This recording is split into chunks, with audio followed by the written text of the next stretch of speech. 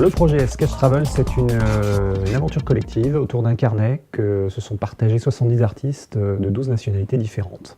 Quand je dis partagé, c'est qu'on n'a pas compilé des illustrations qu'on a fait venir de part et d'autre de la planète, mais c'est ce satané carnet qui a eu voyagé vraiment pour de vrai. Voilà, il a pris l'avion, il a pris le train, il a pris la voiture, il a pris tous les moyens de locomotion possibles pour arriver dans les studios respectifs de chacun des artistes invités, apporter leur contribution dedans. Salut Gérald alors. Fanny. Gérald, t'es illustrateur, Oui. et nous on s'est rencontrés dans le dessin animé. Ouais, j'étais décorateur dans le dessin animé. T'étais à ce décorateur moment-là. dans le dessin animé. Et là tu viens pour Sketch Travel. Qu'est-ce que tu fais actuellement? Actuellement, moi, je fais la promotion de Sketch Travel. Enfin, on est sur la phase éditoriale après 4 ans et demi. Parce qu'on a commencé Sketch Travel en septembre 2006. Et puis maintenant, on est avec l'éditeur sur la maquette, sur comment on va promouvoir ce livre qui sera disponible normalement en octobre de cette année. Et ça prend beaucoup de temps. 4 ans, 5 ans? Ça a pris 4 ans, 5 ans pour le faire. Enfin, ça fera 5 ans quand le livre sera disponible en librairie. Mais en effet, bien qu'on ait eu spéculé initialement sur un an, on a été vite débordé parce que 70 artistes, c'est assez long. Et puis 12 pays, ça fait beaucoup de kilomètres à faire. Et puis on a dû conjuguer aussi nos efforts avec la disponibilité des artistes. Et c'est pas une mince affaire. Quand tu dis on, c'est toi? C'est moi et Dice, parce que forcément, Voilà. ce projet-là, en fait, tout bêtement, il avait commencé en septembre sur un coup de tête, en fait, sur une idée très spontanée. Daisuke est un utilisateur frénétique de carnets de croquis, et donc il était en train de dessiner dans son carnet de croquis, et on parlait comme ça de collaborations diverses et variées, il n'y avait rien de concret. Et il était en promotion sur Paris pour un de ses ouvrages collectifs qui s'appelle Out of Picture. Et donc il était entouré de nombreux de ses collègues de Blue Sky, parce qu'il travaillait à Blue Sky à l'époque. Et puis je lui ai dit, tiens, ce serait marrant que tu partages ton carnet de croquis avec tes collègues, et puis avec d'autres, etc. Et qu'on ait une espèce comme ça d'échange un peu tour de Babel. Chacun a une page et s'exprime très librement sur... Et Dice a trouvé l'idée intéressante. Enfin, il a dit, tiens, ouais, ça serait super si on partageait ça et tout. Et on a commencé à définir une liste.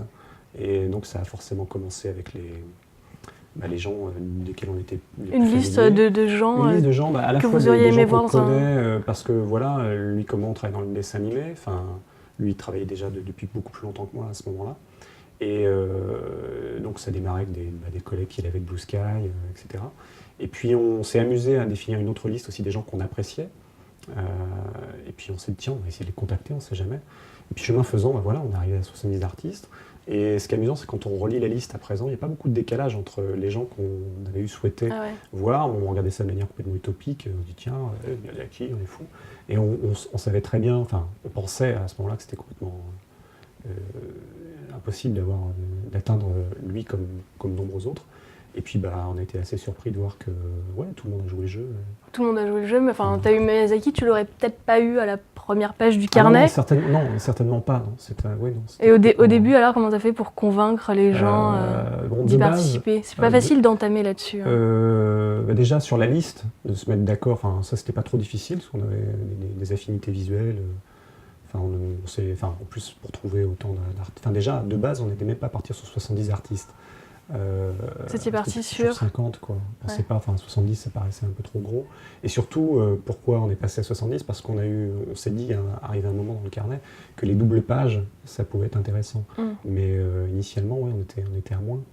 Mais même jusqu'au bout, d'ailleurs, on a une liste de base, mais il y a eu des gens qui sont arrivés, qui sont greffés comme ça, très spontanément, sur le final. Je pense, pour en évoquer... je m'excuse par avance d'ailleurs si je prononce mal les noms. Léu Pham, je ne crois pas me tromper en prononçant son nom, qui est illustratrice, qui eut travaillé naguère aussi chez DreamWorks, fait partie des illustratrices qui sont arrivées sur le final en novembre dernier. Par le plus grand des hasards, c'est les calcul de notre part, il s'avère qu'elle partage la vie d'Alex Puviland, qui aussi travaille dans le dessin animé chez DreamWorks, qui est français, et les deux vivent à Los Angeles. Et quand on a apporté le livre, quand Dice a apporté le livre pour les femmes, voilà, la contribution d'Alexandre était indispensable. Enfin, ça coulait de sens. Ça arrive seulement donc à la fin, et puis en plus quand vous avez déjà des noms, et puis l'un entraînant l'autre. Au tout début, le premier qui a entamé le carnet, qu'est-ce que tu lui dis pour lui dire, bah voilà, c'est toi le premier, derrière il y en aura 50 autres, et il faut y croire. La liste n'était pas complètement verrouillée à ce moment-là, mais le premier que j'ai eu sollicité, déjà initialement on a commencé sur Paris, parce que j'avais acheté le bouquin sur Paris, puis il fallait donner un élan. Et donc le premier à qui j'en ai parlé, c'était François Roca. Et le projet était relativement flou, c'est-à-dire qu'on ne savait pas encore précisément qui allait participer. Donc lui, il a fait vraiment presque davantage par amitié au début, en disant tiens oui, pourquoi pas. Et il milite énormément depuis pour revenir sur sa contribution, parce qu'il estime qu'il n'a pas eu autant de chance, et à juste titre, que les autres de donner le maximum, et puis de vraiment donner un truc significatif. Mais bon, on ne peut pas faire un second tour comme ça, parce que chacun, si on redonnait le carnet, referait un truc, ou déchirait sa page, ou referait des trucs par-dessus. Donc, non, c'était intéressant de commencer par lui. Alors, pour l'anecdote, en plus, c'était même pas lui qui était censé ouvrir le carnet. On commençait par Rebecca d'Outremer, par galanterie s'il tient, honneur aux femmes. Et en fait, Rebecca n'était pas disponible à ce moment-là, donc comme elle savait qu'on avait pour but de le donner à François Roca dans la foulée, elle lui a donné directement pour ensuite le récupérer. Ah ouais, même quand les gens ne faisaient pas des dessins, il fallait quand même qu'ils se le passent de la main à la main, parce que le principe, si tu peux le Oui, alors le principe, c'est vrai, on ne l'a pas évoqué, mais c'est qu'on ne fait pas du tout confiance, alors on n'aura pas La Poste comme sponsor a priori, mais on ne fait pas confiance aux services postaux, tout pays confondu, parce que bêtement, on n'a pas envie de prendre le risque de perdre le carnet pour une raison X, Y, même avec tout le professionnalisme de FedEx et compagnie, il n'y a pas d'assurance totale de ne pas perdre le carnet. Ça aurait été dommage au bout de 6 mois de le perdre, alors qu'il y a beaucoup d'investissement de temps et d'œuvres dedans. Et puis c'est aussi, au-delà de l'aspect pragmatique, technique de la distribution par courrier, c'est aussi intéressant de créer la connexion humaine, que les artistes se rencontrent pour de vrai. Ouais. Parce que des fois, ils se connaissent de réputation par rapport à leurs œuvres, entre guillemets, leurs livres, leurs contributions dans le dessin animé ou autre, mais ils ne se connaissent pas forcément dans la vie. Donc c'était aussi intéressant de voir qu'est-ce que ça donne quand on est dans la même pièce, ou quand on donne un prétexte pour qu'ils puissent se rencontrer, discuter de leur carrière respective. À François et en l'occurrence François et Rebecca. Tu parles de réunion d'artistes, c'est un truc qui te tient à cœur ou pas? Et toi et Dice aussi, parce qu'en 2008, toi tu as monté un projet, le projet de Rendez-vous, qui est un album qui réunit plusieurs artistes. C'était inspiré par ailleurs de l'initiative d'Eisuke qui avait fait la même chose avec ses collègues de Blue Sky, qui s'appelle Out of Picture. Et il y a une résonance en France parce qu'on s'est dit, tiens, nous, qu'est-ce qu'on a comme équivalent comme principe comme ça collectif. Bon, il y en a, on n'a rien inventé, il y en a déjà énormément, mais oui, je trouvais intéressant sur le plan, déjà de partager un bouquin avec les autres, parce qu'il y a une émulation. On a envie d'être à la hauteur de ce que va faire l'autre, on se donne des idées, on collabore, on est moins... Il y a un aspect qui est moi, j'envie beaucoup les musiciens pour ça, parce qu'ils peuvent créer des groupes, peuvent composer, harmoniser ensemble, et ça n'empêche pas d'avoir des initiatives en solo. Chacun dans leur coin. Alors que c'est vrai que dans ces domaines-là, de la bande dessinée, de l'illustration, moins dans l'animation, parce que par défaut, dans l'animation, on est obligé de bosser en collectif pour accoucher d'un court-métrage, d'un long-métrage, d'une série télé. Mais c'est moins évident dans le domaine de l'illustration et de la bande dessinée. Donc c'est bien aussi de décloisonner. Il y a des artistes qui ont trouvé ça intéressant pour ça. C'était un prétexte aussi pour aller vers l'autre. Parce qu'il y en a, c'est amusant, il y a des gens qui sont fans les uns des autres, mais quel que soit leur niveau de notoriété, qui apprécient beaucoup le travail d'intellectuel, et d'arriver comme ça en disant j'aime beaucoup ce que vous faites, le truc un peu convenu, c'est pas toujours évident, il faut des occasions et les gens sont pas forcément disponibles. Tu as dessiné aussi dans Sketch Travel. Oui, alors en fait ce qui était... si c'était à refaire par ailleurs, je referais complètement ma contribution, comme tout le monde. T'es passé au début, c'est ça? Je suis passé au début, puis moi je savais plus ou moins qui on attendait derrière, donc du coup c'est ce que j'ai tenté de montrer un peu dans la contribution, c'est la crainte de subir la comparaison avec les autres. Et je ne suis pas le seul d'ailleurs à avoir exprimé cette crainte. Même Daisuke l'a fait dans sa contribution ensuite. Il y a pas mal d'artistes qui ont appelé au fur et à mesure de l'aventure le livre The Book of Fear pour les Américains, le livre de la peur. Parce qu'ils avaient peur à la fois de l'endommager et aussi la peur de décevoir ce potentiel public, potentiel lecteur, et puis aussi leur père. C'est un peu la question qui est posée. Alors c'est une forme de réponse, il y en a plusieurs, et en fonction du casting, il y a plusieurs réponses, mais qu'est-ce qui se passe quand on donne un objet commun vraiment à des artistes comme ça, qui se passe un relais? Enfin, on prend en comparaison toute humilité inclue, avec la flamme olympique, quoi. Enfin, entre guillemets. Enfin, c'est le caractère est moins symbolique, moins sportif aussi, mais ouais, c'est ça le relais d'un objet. Il a été sacralisé entre guillemets pour ça. Ouais. Déjà en fonction des artistes qu'il y a dedans, parce qu'il y a des gens qui sont plus ou moins connus, mais ouais, on essayait de rendre l'objet un peu plus symbolique, quoi. Il l'est en plus avec rien que la boîte, Ouais, la boîte, alors, il y a un truc à raconter sur la boîte, c'est que initialement le carnet se passait de la main à la main comme ça, d'une manière, enfin, c'était quasiment dans un sac. Enfin, je pense que tu peux le montrer, on voit qu'il a. Oui, il est usé, on sent qu'il a bien voyagé, hein, on voit bien dans la couture là. Puis on n'a pas essayé de le réparer, ça fait partie de l'histoire du livre aussi. Et je crois que juste il y avait une des conditions pour dessiner dans le bouquin, faut juste, il n'y a pas tous les artistes avec carte blanche, il fallait juste pas le dégrader, enfin déchirer la page. En tout cas, il ne fallait pas avoir utilisé une technique qui soit susceptible d'endommager ou de nuire soit à la contribution précédente, soit à la suivante. Alors ça a été plus ou moins respecté parce que forcément quand on dessine à l'aquarelle, il faut imbiber le papier d'eau. Donc nécessairement celui qui se trouve derrière. Il aura un papier un peu. Mais ce qui est amusant, c'est que celui qui l'a fait, Peter De Seef, qui travaille à l'aquarelle, a été suivi de Ben Butcher, qui lui a fait un travail au collage. Donc du coup. Ça s'est compensé. Ça s'est compensé dans le sens où, de toute façon, avec la dose de colle qu'il a mis derrière Ben Butcher pour pouvoir faire tenir le truc, ça allait. Mais c'est vrai, quand on regarde même dans la tranche, d'ailleurs, il a doublé de volume à un moment. On a eu un problème, d'ailleurs, il y a eu plusieurs passages avec sur la boîte à le fermer parce que il y a déjà l'hydrométrie, parce que c'est un truc en bois, puis ça c'est du papier. Et puis, oui, il a gagné en épaisseur parce qu'il y a un pop-up dedans, on voit sur la tranche, je ne peux pas montrer. Mais, et puis, oui, voilà, il y a bon nombre de techniques qui ont épaissi le papier.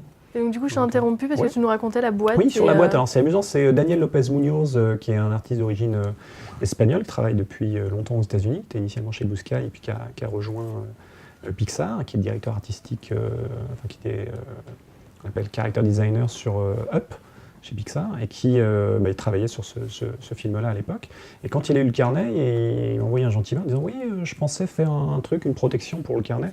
Je m'attendais à un sac, un truc qu'il aurait cousu au coin de la cheminée. » Et cousu. Et puis il m'envoie un croquis. Moi je lui renvoie un mail, je lui dis « Bah ouais, tiens, super, pourquoi pas ?» Puis il renvoie un croquis le surlendemain, et je vois un truc assez ambitieux. Et puis surtout, après, je sais pas, 3 jours après, je reçois des photos, je crois qu'on les voit tourner sur l'écran derrière de temps en temps. Je reçois carrément des photos de cette mallette qu'il a fait lui-même, qu'il a dessiné, il a acheté tous les trucs, toutes les pièces, il a tout fait de A à Z, il a repris le logo que j'avais créé, et une espèce de boulot de maniaque où il a tout cramé sur il a vraiment créé moi j'appelle ça une œuvre d'art, parce que c'est un truc unique, et puis ça fait partie intégrante. Maintenant, c'est un peu la signature du carnet, en fait. C'est la mallette, la valise de voyage, et ça s'est imposé, on s'en a presque voulu de ne pas y avoir pensé avant. Et ça fait partie intégrante du projet, quoi. Il a pris des coups, il s'est usé, il y a de la patine, et alors amusamment, pendant que j'y pense, je le place. Notre éditeur va faire une version de luxe de la boîte, avec une reproduction de cette mallette, donc quasi à l'identique. Les devis sont en cours, et pour que les lecteurs fans potentiels puissent avoir le sentiment d'avoir vraiment un facsimilé de la boîte et du carnet. Et ça fait un bel objet, quoi. C'est un joli cadeau. Un joli cadeau, un super cadeau, ouais. Et toi, ça t'a apporté quoi, ce projet, au bout de 4 ans, 5 ans? Beaucoup de stress. Beaucoup de joie. Il y a beaucoup de compensation sur le temps passé. C'est des rencontres que j'aurais pas espérées, en fait, de nombre des artistes, parce que on a toujours la crainte, on a lieu d'apprécier le travail de tel ou tel artiste, mais on ne sait pas l'être humain qu'il y a derrière, c'est quelqu'un de sympathique, d'engageant ou pas. Et moi j'ai eu des bonnes surprises, enfin je ne veux pas jouer genre le pays des bisounours, mais j'ai eu des bonnes surprises, des gens qui étaient des gens très, très spontanément avaient envie de contribuer, d'apporter leur signature, même si c'est des gens qui sont extrêmement sollicités pour plein de démarches caritatives ou même d'autres projets. Et c'est pas évident de les avoir à bord. Et j'étais toujours agréablement surpris de voir qu'ils se portaient disponibles. Donc ça, c'était bien. Et puis, ouais, les rencontres. Savoir que c'est possible, de croire que c'est... Alors ça résonne un peu comme un discours de partir d'un carnet vide et de réunir... Ouais, c'est de se dire que c'est possible. D'approcher Miyazaki derrière, bon. Ouais, enfin, j'ai pas eu cette occasion-là, mais de savoir qu'il a joué le jeu, je trouve ça vachement très très noble de sa part. Ouais. Parce qu'il pourrait très bien se dire, sortez d'où, faites quoi. Et non, ça c'est un... Je précise par ailleurs, en France, c'est assez... c'est un pays extrêmement cynique, c'est pas très... on n'est pas dans un pays de pionniers. Et bon, même si c'est là où ça a démarré, si on n'avait pas eu le soutien direct de sommités américaines, le truc n'aurait pas décollé, quoi. On fustige assez souvent le côté un peu adolescent et puis enthousiasme, let's go, machin, tout ça, on se moque beaucoup d'Américains. Mais c'est vrai que si, pour le citer, Peter de Sèvres n'avait pas dit tiens, j'en suis... c'est qu'il n'a même pas reçu le mail que j'avais envoyé, que j'avais rédigé en anglais, le truc super long. Il n'a même pas lu en diagonale. 3 secondes après, il me répondait « Ouais, ça a l'air super, on y va ». Il y a une espèce d'enthousiasme juvénile qui donne un essor au truc, quoi. Et ça, c'est intéressant. Enfin, je ne vais pas jouer les atlantistes non plus. Non, mais c'est intéressant. Je rends hommage à Dice parce que sans son relationnel, sans l'énergie qu'il a mis dedans, moi, je n'aurais pas pu convoquer l'ensemble de ces artistes. Il y a clairement des artistes qui, en effet, n'auraient pas pu participer s'ils n'avaient pas été motivés par le fait qu'un tel ou un tel, dont ils admiraient énormément le travail, était dedans. Il y a ça aussi. Il ne faut pas se leurrer, quoi. C'est un mix entre les deux. Il y a des gens qui sont totalement inconnus, qui bénéficient de l'aura et puis qui sont stimulés à l'idée c'est vrai qu'il y a eu des démarches spontanées. Pour l'anecdote, j'ai vu je crois, la tête de Sylvain Marc tout à l'heure. J'étais en train de rédiger le mail pour l'inviter, au moment où lui m'envoyait le mail pour me dire j'ai vu qu'il y avait Claude William qui est là, parce qu'il était dans la même année au Gobelin avec lui. Et est-ce que je peux participer? Ça m'intéresserait, machin. Je lui ai quasiment envoyé le mail automatiquement. J'ai dit, j'allais le faire, de toute façon. Il y a plein de petites anecdotes comme ça sur le relationnel. D'ailleurs, je précise, il y a Claude William. Claude William, je l'ai connu grâce à Arnaud Bourron. Qui travaille derrière, qui était à la caméra, avec qui j'ai eu travaillé naguère. Et Arnaud, en fait, quand on avait commencé le projet, Daisuke avait vu Burning Safari et a dit tiens, c'est génial, je voulais rencontrer ces gens-là. C'est pas ton émission. Ah oui, voilà, il faut incarner, mais c'est vrai. Non, t'as scud pour pouvoir te défouler, va-t'en. William est une petite merde. Hein. Oui, William, salut William, si tu nous entends. Et donc, c'était intéressant de compter sur les potes comme ça, comme Arnaud, pour participer au buzz. Il y a plein de gens comme ça qui sont venus se greffer. Enfin, il y a un effet un petit peu domino, c'est-à-dire que par exemple, si pour approcher certains artistes qui sont pas accessibles parce que tout le monde n'est pas dans les pages jaunes et tout le monde n'a pas son site internet et tout le monde ne répond pas à ses mails parce qu'ils sont forcément tous sollicités. Mais c'est intéressant de savoir qu'on peut compter sur Dominique Bertaille pour aller convaincre Nicolas de Crécy de participer parce que voilà, il y a une familiarité. Chemin faisant, ça, on tisse un peu le réseau et on constitue le carnet, quoi. Écoute, je vais te laisser développer tous ces petits détails avec Patrick. Merci, Gérald. Merci, à bientôt. Bien.